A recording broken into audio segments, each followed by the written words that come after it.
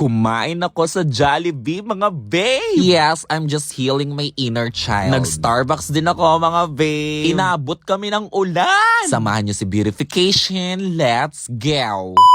Kayo po na nakaupo, subukan nyo namang tumayo.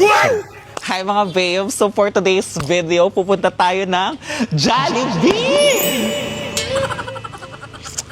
Magpapaalam tayo dun sa pogi sa likod. Ayun. Tara. Magkano isang sasakyan? Pogi! Magja-Jollibee ako. Maganda ba ako, tay? Ay, siyempre. Yes! Oh, nakikipag-chismisa ng tatay ko. Ngayon, alis muna si Verification, tay. Hindi ako man lalaki. Hindi ako uuwing buntis. Let's go! Nagkikrave ngayon ng Jollibee si Verification. Di ba nga nasabi ko na sa inyo na walang Jollibee dito sa lugar namin, walang McDo, walang 7-Eleven. Kaya lilipad si Verification sa kabilang bayan para makatikim ng Jollibee. Maraming salamat po kay Miss Casey Almadovar dahil binigyan niya si Beautiful ng napakaraming tsinelas, mga babe. Pinuntahan niya pa talaga ako para makita yung kagandahan ng mukha ko. Hindi naman siya na-disappoint kasi maganda naman talaga yung mukha ko sa personal. Sobrang nakakatawa. Nani? Andito na ako mga babe sa Jollibee! Hindi to sponsor ah. Hello.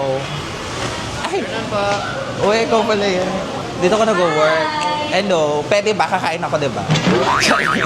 Kabog, diba? Kaya na mag-Jollibee kung kailan gusto. So today, ihihil natin ang inner child ni Verification. Dati no, bihirang-bihira tayong makatikim ng Jollibee, mga vape. It was luxury na para bang hirap na hirap kang i-afford dati. Dati parang nakakatikim lang ako niyan kapag kumubra kami sa 4-piece, mga vape. Noon, hindi ko namamalayan na may nakuha na pala kaming pera sa 4-piece. Ayun pala, ubos na kasi pinangbayad na sa utang. Utang na. Yay! Happy birthday to you.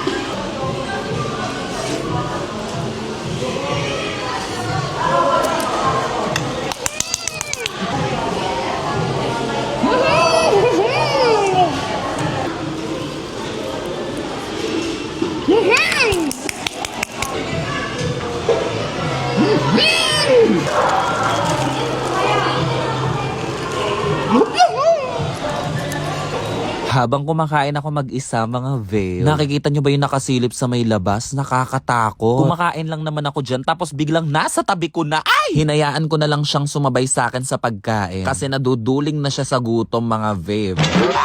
Ngayon naman, mga babe, ay mag-i-Starbucks naman si Beautification. Hello po. Hello. Ay, ganda mo naman! May pa-camera ka dyan, ah. Ikwento ko sa inyo yung first time na nakatikim ako ng Starbucks. I was in college that time. Meron kaming tour ng mga oras na yon. Tapos yung isa kong friend, si Leanne Ragasa, na classmate ko din dahil short nga sa budget si Beautiful ng mga panahong yon. Nilibre niya ako ng Starbucks, mga babe, at sobrang tinetreasure ko yung moment na yon kasi first time ko makatikim ng Starbucks kasi ang tingin ko sa Starbucks nung mga time na yon pang mayaman lamang. 2019 nung first time ako nakatikim ng Starbucks. Tapos 4 na taon bago ulit ako makatikim. 2023 na, nakatikim na ulit ako ng Starbucks. Kailangan ayusin natin yung sukli. Sabi kailangan daw laging maayos yung pera para maayos yung pasok ng pera. Yan. Yay! Starbucks! Yay! Titikman natin.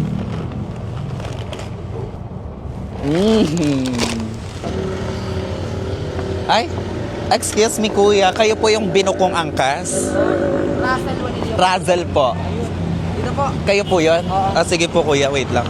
Kuya, magsusot pa po kayo ng hairnet? Hindi na kuya, pahawak nga kuya. Mag-jacket lang po ako. Hindi pa ako nakakauwi, mga babe. Nagbabanta na ang panahon. May bagyo daw na papasok sa Pilipinas. Ako na lang ang pasukan nyo. Charas! Sobrang dilim na ng langit, mga babe, at mukhang uulan na. Hindi pa kami nakakalayo, mga babe, pero may mga pumapatak na ulan. Wala pa tayong kapote? Wala. Ha? Sigurado ka. Wala nga na eh. At lumakas na nga ang ulan mga babe. Kaya naman at sumilong muna kami. Delikadong sugurin ang ulan dahil sobrang lakas. Meron pang kasamang kulog at kidlat. Kaya naman naglalabasan ng mga palaka. Ang papangit ng palaka. Aabuti naman kami ng dilim kung iintayin naming tumila ang ulan. Kaya naman sinugod na ni beautification at ni uglification ang Julanis Monis. Ang sakit sa mukha ng mga patak ng ulan, mga babe.